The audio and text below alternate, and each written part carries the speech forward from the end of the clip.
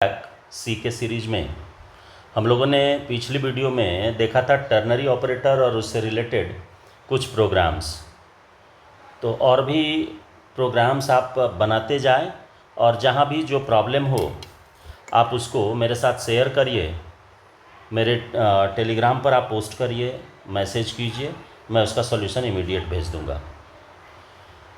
लेकिन अब इस सी के सीरीज में आगे बढ़ें तो सबसे पहला होता है कि कंट्रोल स्टेटमेंट्स।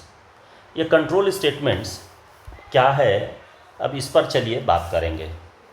तो देखिए, कंट्रोल स्टेटमेंट का मतलब होता है कि अभी तक जो भी प्रोग्रामिंग हम लोगों ने किया वो सारी प्रोग्रामिंग सीक्वेंशियल अप्रोच में चली, लेकिन हमने टर्नरी ऑपरेटर का यूज करके एक स्टेटमेंट सिर्फ जंप कराया, यानी एक स्टेटमेंट आगे पीछे हुआ। तो कंट्रोल स्टेटमेंट क्या है? कंट्रोल स्टेटमेंट का मतलब होता है कि those statements which are used to transfer the control of execution from one position to another position in our program. यानी कि वो कंट्रोल के सीक्वेंस को चेंज करने वाला स्टेटमेंट है जो कि एक जगह से दूसरे जगह आपके प्रोग्राम पर ट्रांसफ़र कर सके। लेकिन प्रोग्राम क्या रहेगा? आपका कॉमन रहेगा, करंट प्रोग्राम होगा या जिसको कॉल किए रहेंगे उस पर हमको ये ले जाएगा। तो हम लोग स्टार्ट करते हैं इसमें। तो सिंपली पहले हम लोग डिफाइन करेंगे कि कंट्रोल स्टेटमेंट है क्या। तो those statements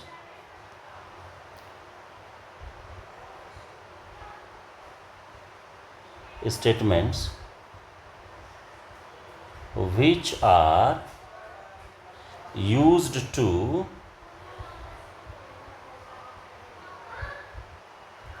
transfer the control of execution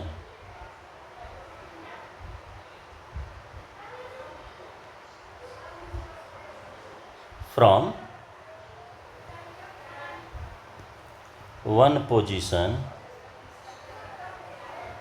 to another in our program।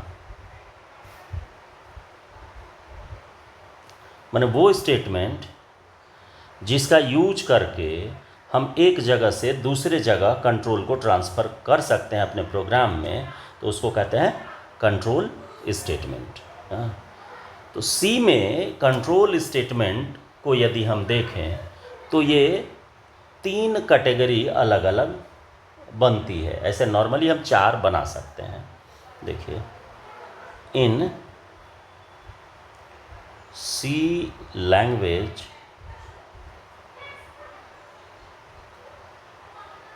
Control statements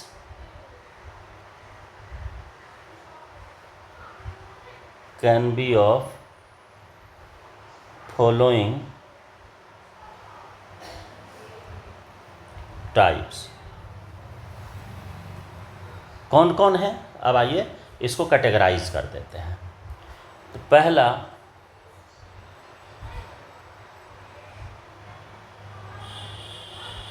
conditional control statement, दूसरा अनकंडीशनल कंट्रोल स्टेटमेंट, और तीसरा मल्टीपल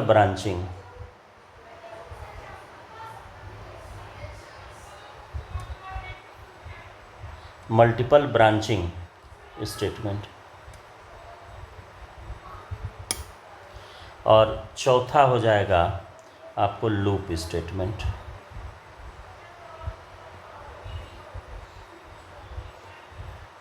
ये 4 अलग अलग कैटेगरी इसकी होती है। तो इसमें 1 बाय 1 यदि इसको हम लोग लेकर के चलें तो और भी बेटर तरीके से इसको हम समझ सकते हैं, समझा सकते हैं।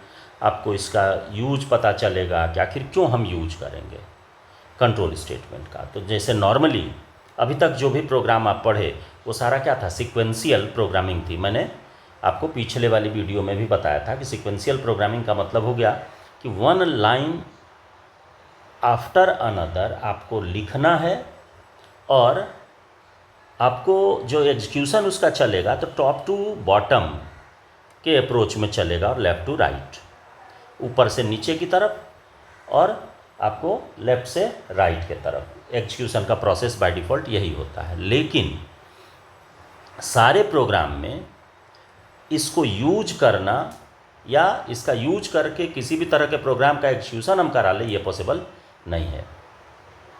तो यहाँ पर करना क्या होगा, तो हमको कंट्रोल के फ्लो को पर्टिकुलर लोकेशन पर भेजना पड़ेगा।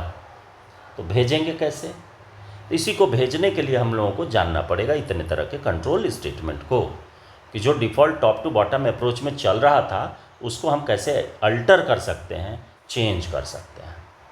तो आइए अब एक एक करके सारे को देखते हैं। तो पहला हम लोग चलेंगे लेकर के, एक नंबर में लेकर के चलेंगे कंडीशनल।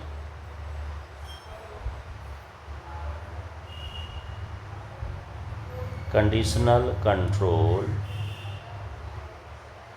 स्टेटमेंट। ये कंडीशनल कंट्रोल स्टेटमेंट में कंडीशनल कंट्रोल स्टेटमेंट का या मीनिंग क्या होता है, अब आइए इसको लेकर के चलते हैं। तो देखिए, कंडीशनल कंट्रोल स्टेटमेंट का मीनिंग होता है कि जो कंडीशन को चेक करने के बाद कंट्रोल को एक जगह से दूसरे जगह ट्रांसफ़र करे, तो उसको कहते हैं हम लोग कंडीशनल कंट्रोल स्टेटमेंट। ठीक है, तो इसको क्या डिफाइन करेंगे कैसे, कि दोज स्टेटमेंट्स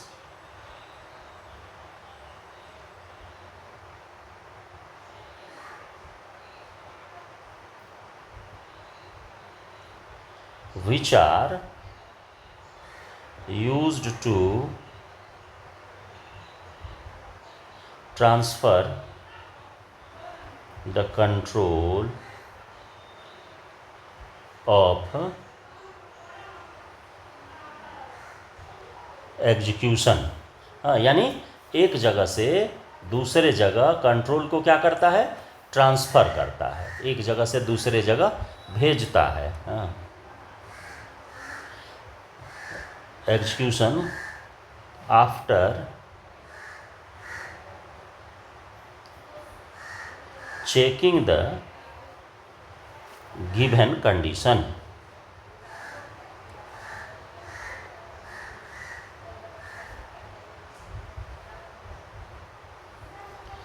दिए हुए कंडीशन को चेक करने के बाद कंट्रोल को ये ट्रांसफ़र करता है। तो इसीलिए इसका नाम दिया गया क्या, कंट्रोल स्टेटमेंट। यानी कि कैसा कंट्रोल स्टेटमेंट है, कंट्रोल स्टेटमेंट है लेकिन वो भी कैसा, तो कंडीशनल कंट्रोल, कंडीशन को चेक करने के बाद ये कंट्रोल को ट्रांसफ़र करता है। तो अब इसमें कंडीशनल कंट्रोल स्टेटमेंट में आएंगे तो ये कितने तरह का होता है, अब इस पर बात करें तो देखिए हम आपको बताते हैं डिटेल में इसको। इन सी लैंग्वेज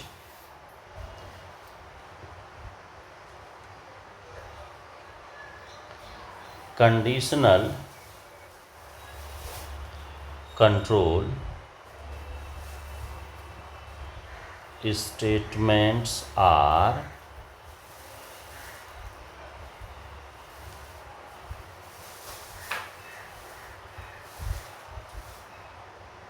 हम नीचे आते हैं और वन बाय वन आपको लिखते बताते चलते हैं। देखिए, पहला हो जाएगा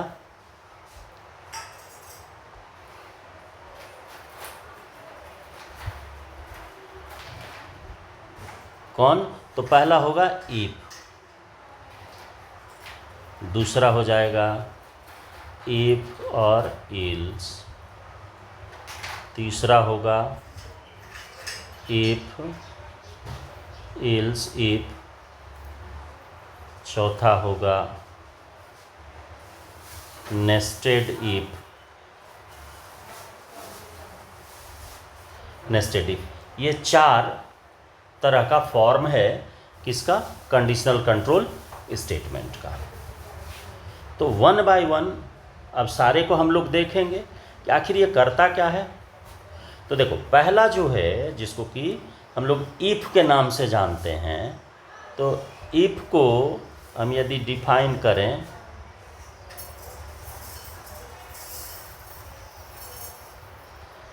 तो इफ़ कंडीशन का मतलब क्या है कि कंडीशन को चेक करे और यदि कंडीशन ट्रू रिटर्न करता है तब ये एग्जीक्यूट करेगा स्टेटमेंट को, यानी लाइन ऑफ कोड को ये एग्जीक्यूट करेगा कब, जब इसका कंडीशन ट्रू मिलेगा। अब आते हैं इसको डिफाइन करेंगे कि क्या होता है। तो इसको अब डिफाइन करते हैं। तो डिफिनेशन क्या होगा इफ़ का, तो देखिए कि सिंपली हम क्या कहेंगे कि जब कंडीशन ट्रू होगा तो एग्जीक्यूट करेगा और कंडीशन फॉल्स होगा तो एग्जीक्यूट नहीं करेगा स्टेटमेंट को। तो इसको सिंपली हम टर्म यदि दें, लैंग्वेज में लिखें, तो लिखेंगे कि जैसे मान लो आपको देना है कि कंडीशन ट्रू हो तो ये एग्जीक्यूट करे, तो कंडीशन ट्रू हो तो एग्जीक्यूट करे, तो इसका मतलब हो गया कि कंडीशन के ट्रू होने पर इसके एग्जीक्यूशन की डिपेंडेंसी है। तो सिंपली लिखेंगे कि in this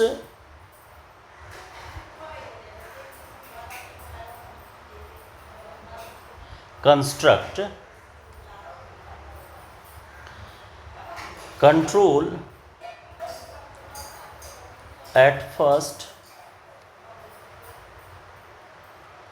check the condition, check the condition, comma दे दीजिए, if condition will return true value, condition will return true value, then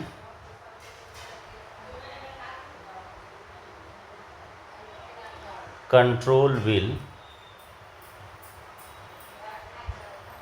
execute the statements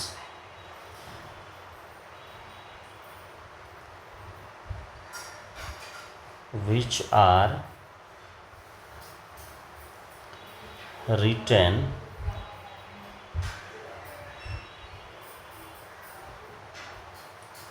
within the body of if, और parenthesis दे देंगे, ये condition को indicate करता है। तो ये हो गया कि जब कंडीशन ट्रू रहेगा तो एग्जीक्यूट करेगा और कंडीशन फॉल्स होगा तो एग्जीक्यूशन नहीं होगा।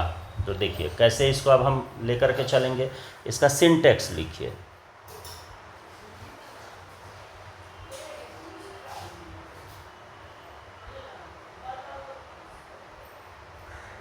सिंटैक्स होता है इफ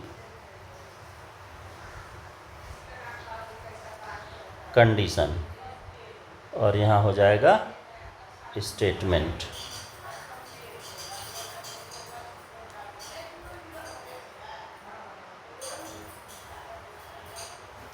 स्टेटमेंट और दूसरा तक देखो, ये सिंगल लाइन है तो हम स्टेटमेंट दे करके निकल सकते हैं, लेकिन यदि एक से ज़्यादा लाइन हो जाए, यानी 2 लाइन 3 लाइन हो जाए, तब हम लोग लिखेंगे इफ कंडीशन, फिर नीचे दे देंगे स्टेटमेंट्स। क्लियर लिख दूँ, ये थोड़ा डिस्प्ले होने में प्रॉब्लम है। स्टेटमेंट्स और इसके कर्ली ब्रेस को क्लोज कर देंगे। तो कर्ली ब्रेस के क्लोज होने का मतलब हो गया कि एक से ज़्यादा लाइन जब रहेगा तो ये कर्ली ब्रेस यूज करेंगे। ये ब्लॉक का फॉर्मेशन करता है, ब्लॉक बनाता है। अब आइए इस पर एक एग्जाम्पल देखते हैं कि आखिर क्या यूज हो सकता है इस स्टेटमेंट का। तो देखिए, जैसे मान लीजिए सिंगल कंडीशन हमको चेक करना रहेगा कि मान लो एक एग्जाम्पल लेकर के चलना है कि नंबर डालें और उसको चेक करें कि ये पॉजिटिव है या नेगेटिव है। तो देखिए सबसे पहले आप जान ही रहे hash include stdio.h void main, curly brace start किए, इंट में n ले लिए नंबर। अब यहाँ पर printf और इनपुट मांग लेंगे इंटर एनी नंबर, और नंबर लेने के बाद इसको स्कैन करिए, इनपुट लीजिए इसका। तो इनपुट लेंगे तो %d एड्रेस ऑफ n में आ गया। अब इस n को चेक करना है तो हम इफ लगाएंगे simply, n mod 2 equal to 0। यदि 2 से पूरा भाग लग जाए तो चूँकि एक ही स्टेटमेंट देना है कि नंबर क्या है, इवन, तो हम यहाँ पर लिखेंगे printf कि नंबर इज इवन, और फिर इसके बाद इफ लगाएंगे सेकंड के लिए कि n mod 2 not equal to 0, यानी 2 से भाग दें तो रिमाइंडर 0 नहीं होना चाहिए। तब यहाँ पर हम देंगे printf number is odd, message आपको सिर्फ चेंज कर देना है और कर्ली ब्रेस क्लोज करेंगे। तो देखो सबसे पहले इनपुट लेगा और इसके बाद आकर के कंडीशन चेक करेगा। तो यदि मान लो आप 5 दिए हैं तो 5 में 2 से भाग लगेगा नहीं, तो इससे नहीं, यहाँ नहीं आएगा, नीचे चला जाएगा और आकर के 2 से भाग देगा। और 2 से भाग देने के बाद चेक करेगा कि क्या 0 नहीं बचता है। तो यदि 5 है और 2 से भाग दीजिएगा तो 1 बचेगा ही, यानी कि रिमाइंडर 1 आएगा। तो रिमाइंडर 1 आएगा तो उस केस में आ जाएगा कि नंबर इज ऑड। और यदि रिमाइंडर नहीं आया, 0 आ रहा है, तो वहाँ पर देगा नंबर इज इवन। तो ये हो गया इफ़ का एग्जाम्पल। तो वीडियो लंबी हो जाएगी, नेक्स्ट वीडियो में मिलेंगे इफ़ इल्स के साथ। इस वीडियो में इतना ही।